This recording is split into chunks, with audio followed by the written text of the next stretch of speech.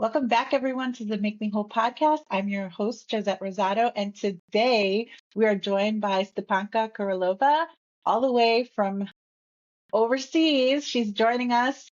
She is a hypnotherapist who is here to talk to us today about yet another aspect of healing that we can use on our journeys as we are looking for so many alternatives to just therapy and opening up that box and seeing what we can find. Stepanka, thank you so much for being here today. Tell us a little bit about yourself and what you do. Thank you so much for having me. And I help fellow practitioners, fellow healers, entrepreneurs, women who want to grow and turn their lives around. I help them to rise into their greatness, use their full potential, and overcome any fears and anxieties that are holding them back, and also any subconscious blocks. Because sometimes we've got like old stories embedded deeply into our nervous systems and subconscious minds that are holding us back, and they are preventing us from fully stepping into our potential and really going for the desires we have, and really helping my clients overcome self-sabotage in other words. What do you find is the biggest concern your clients come to you with? Like, what is it that they're struggling with or stuck? Where are they stuck?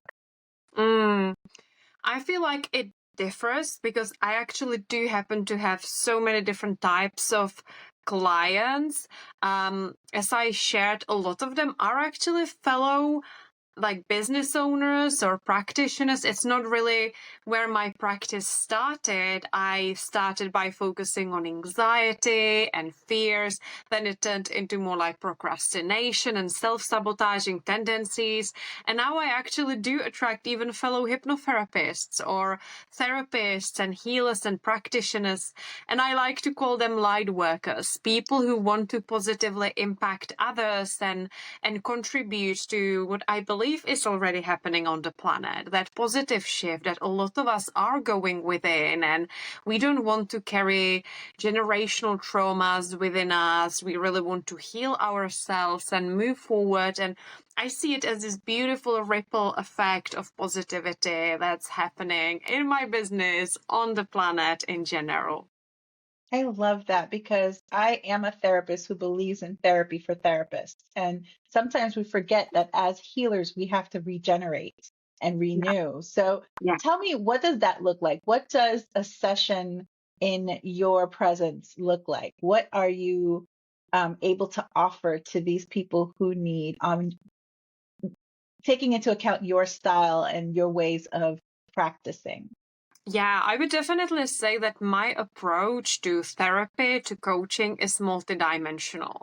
I don't stick to one therapy approach or to a one tool. That's not to say that's not the right approach. It's just not my approach because I have always been a very multi-passionate person. And from quite a young age, I was learning everything and anything I could about the human mind, about psychology.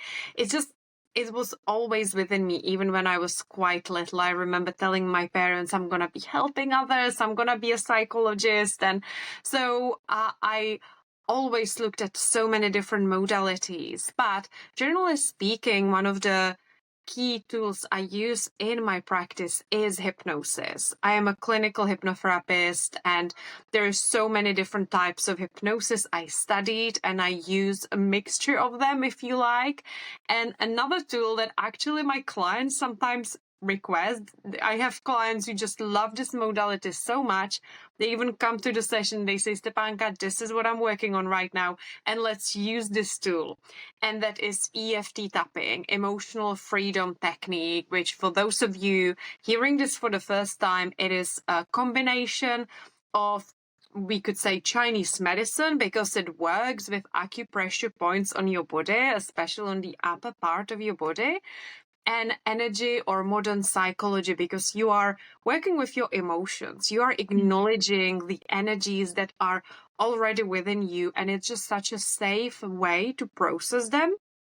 And as a result, you do create more spaciousness within your body because you let go, you release, and then you open up the channel, so to speak, to new ideas, to more creativity, to more of the so-called positive emotions, although I don't like Right. labeling emotions as either negative or positive because they are all just emotions, and we shouldn't shame ourselves for feeling a certain emotion because we know that toxic positivity has been negatively impacting people and making Yeah. them feel guilty for feeling certain emotions. And that definitely is one of the things I do bring into my practice as well. So, and then coaching. That's another important tool. But, aside of those modalities, I would say if you like, a gift, a superpower is to hear people's blind spots. When I hear them speak, when I listen to their language, it's really easy for me to pinpoint what is going on, what it is that they haven't been seeing, why they have been stuck, what else is happening under the surface. And that, I think, is something that has always come really easy to me. Even as a child, I would have all the kids come to me at school, or even family members seeking my advice, even though I was a Mhm. younger person than them. So that's always been there.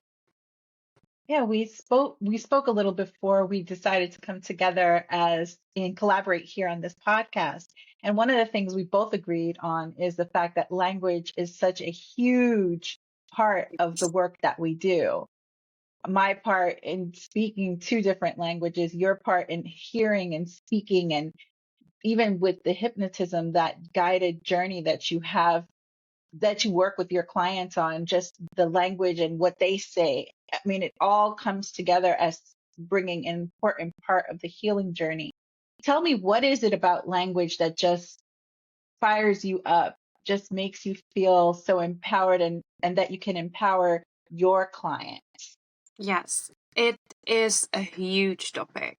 And honestly, I feel we could easily record 3 to 5 episodes just on the topic of language. Yeah. Because there is a huge connection between psychology, how we feel, how we think, and the kind of language we use, whether it is out loud or the way we speak to ourselves, or also the way we maybe journal or write about certain things. So there is so many different levels to it. But if I was to start with the basics, every word we say is impacting how we feel in our bodies. It's this loop, and how we feel in our bodies feeds into our inner dialogue, if you like, and that inner dialogue again is impacting how we feel in our bodies. It creates emotions. And just to give you a very easy to understand example, we so often describe our feelings, emotions as physical sensations. Right. So sometimes you might hear someone say it was a gut-wrenching feeling, right? So it's like we felt it in the body. Or we use words such as I had butterflies in my tummy. So Mm-hmm. there is a very close connection between language and how we feel, how we describe it. And whenever you say something so-called negative, you feel it in your body. And then when No, you change the absolutely. story and you say Yeah. something, slightly different, again, you feel that shift. And to give you an example, let's say someone works as an admin in an office. So we could say, I am only an admin in this office, or I am an admin in this office. So the Mm-hmm. word only can shift the whole meaning of that word. The same Absolutely. the same way we sometimes say, um, I won the competition, but I didn't get all the points, or but I had a lot of help. So with that tiny word, but, we can actually discount the fact that we have won a competition. You could say instead, I have won this competition, and I received a lot of help.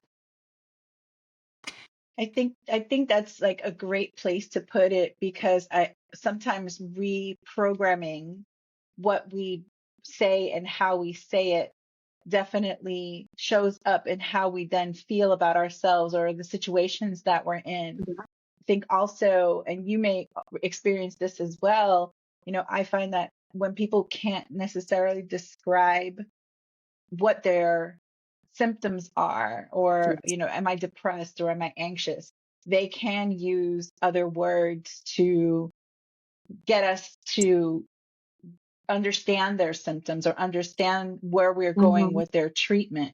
Mm-hmm. People who speak in Spanish have this term for panic attacks called ataque de nervios, which is literally translates to an attack of the nerves. Mm-hmm. And you get the meaning of, like, I was just like, the nervous system is engaged. You felt attacked upon. You felt like you were out of control. Panic attack. There we go. That's what we're dealing with. And so I think being able to tune in and listen, because, language just doesn't take what we say, but it's also what we hear and how we process it. And I think that our sessions need to be geared towards that. Just, we're good listeners, but also we need to leave the room open for people to speak freely enough to say what it is that they are experiencing, even if it doesn't seem to have a therapeutic, tone to it. Oh, 100%. And Yeah. with hypnosis, it really is one of the very first things you learn. Because imagine that I am working with a client and they describe their problem, they share what it feels like in their bodies when, let's say, a panic attack is happening, because hypnosis, for example, can be great for that as well. Right. So they describe what it feels like, what they are thinking, the sensations in the body. And now I come in with my fancy hypnosis technique and I use all of those words that might not really resonate with them, that might be saying the same thing, just in a different language, in a Right. different, let's say maybe like a professional slang, if you like. And they will be like, that's not how it felt. That's not how it felt having a panic attack. Because I'm like, yes, describing it, but in my words, in Right. the language I would perhaps use. So it's really important for me as a hypnotherapist to be listening, like for Yeah. yourself, to be quite receptive to the kind of words a client uses, the way they describe it, and then for the session to be really effective, I will use the same words, similar expressions, sometimes even a similar tone of voice in that hypnotic recording or in that hypnotic technique I'll be guiding them through. So it really lands. So there is no resistance towards it, and to really make them feel seen and heard and understood. And that's where a lot of success lies when it comes to hypnotherapy. Absolutely. And just like therapy in general, I think there are critics who say, you know, what are you doing? You're spending too much time paying attention to the hokiness, or, people are too sensitive. How how have you been able to get through anyone's critique of what hypnotherapy can bring? Obviously, the clients who are coming to you aren't the ones who are criticizing, because they recognize the potential, they recognize what they are interested in, they've probably done their research.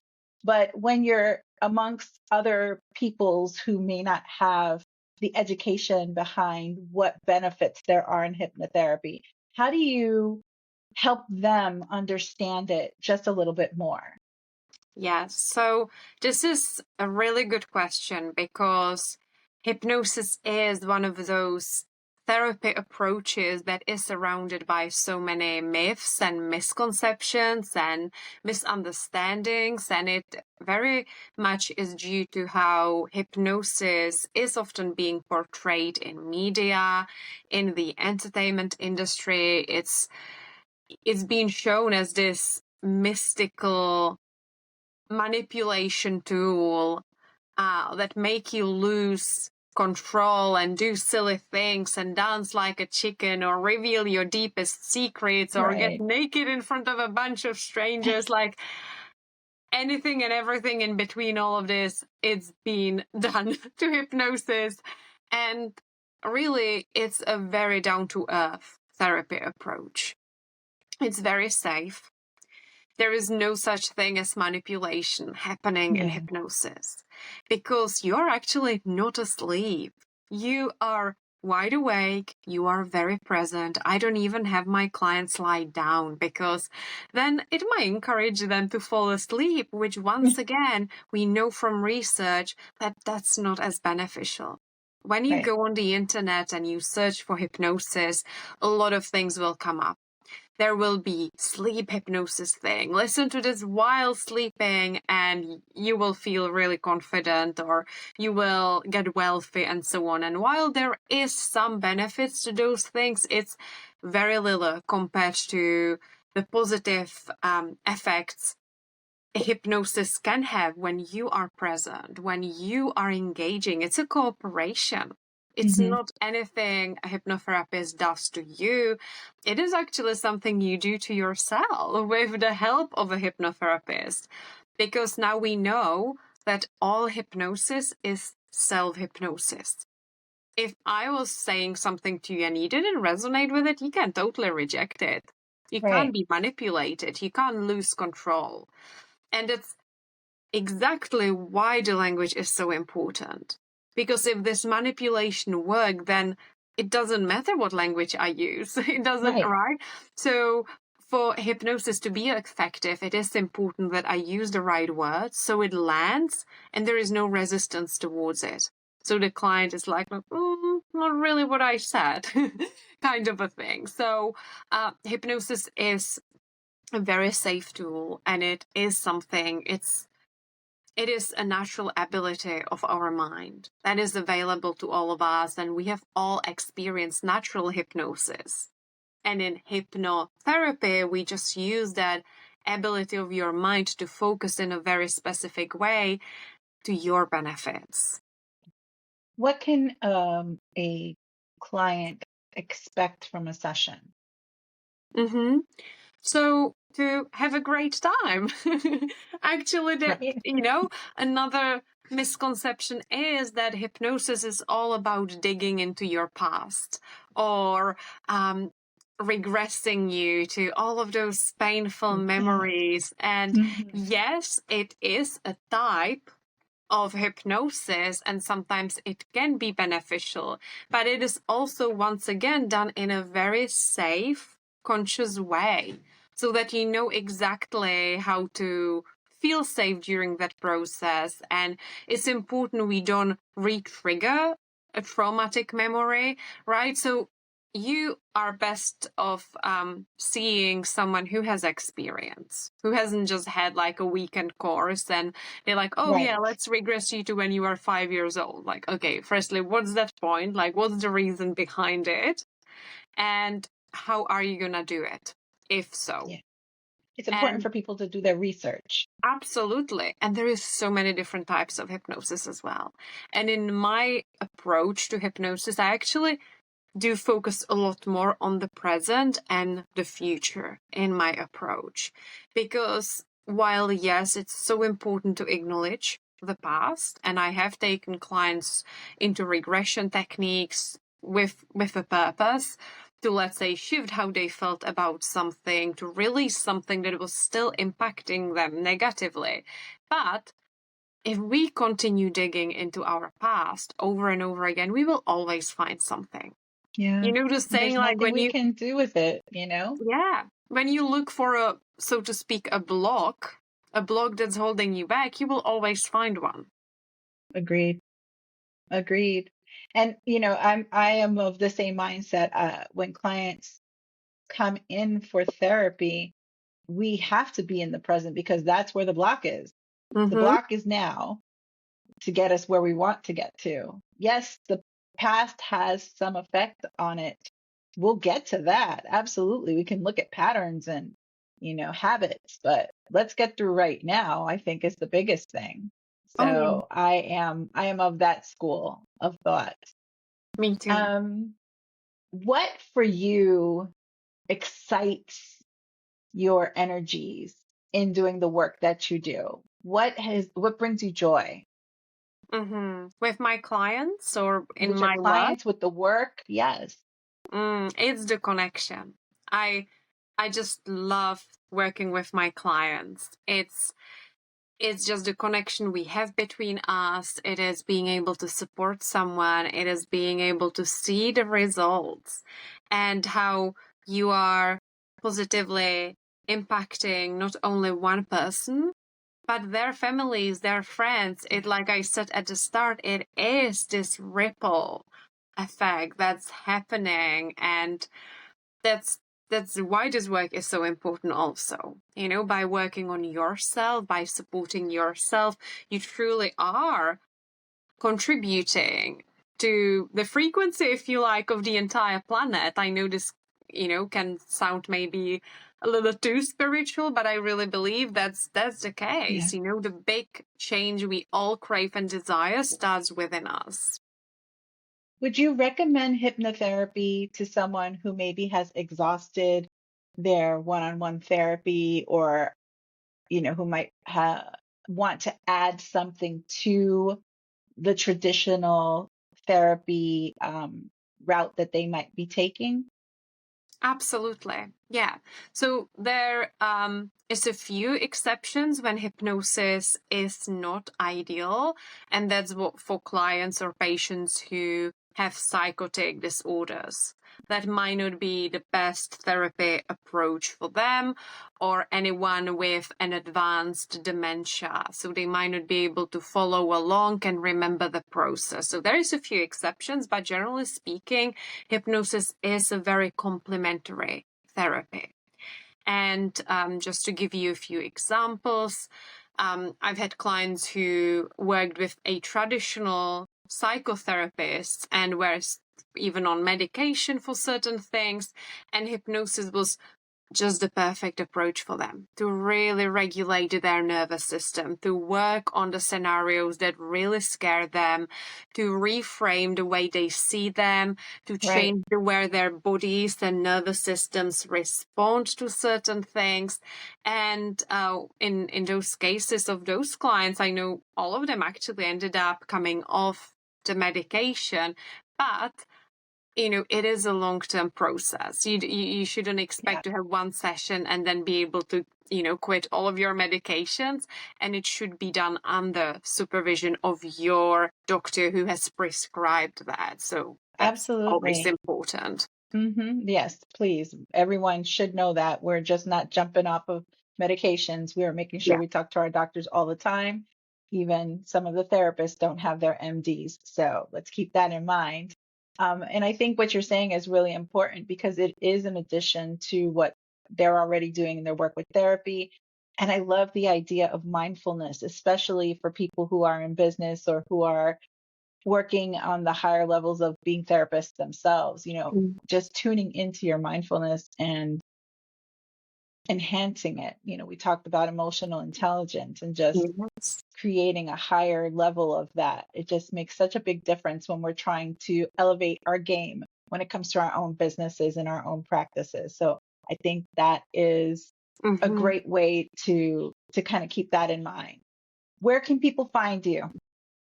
So I am on Instagram, on Facebook. I have a website where you will find some free resources as well, articles, ideas, different tips. So I would say that maybe going straight to my website is the best thing. It is hypnocoaching.me. So you can search for that and you will find my my blog there, free recordings I have on the website, and you can also follow me on Instagram at New Earth Woman. And on Facebook, you can simply send me a friend request or join my free Facebook community called New Earth Women, where I share different techniques, different EFT tapping videos, different master classes, trainings you can just plug into And yeah, and it's open to anyone, so feel free to join us in there. We'll be sure to put all the links to your different socials so that people can get it straight from the description of the podcast episode.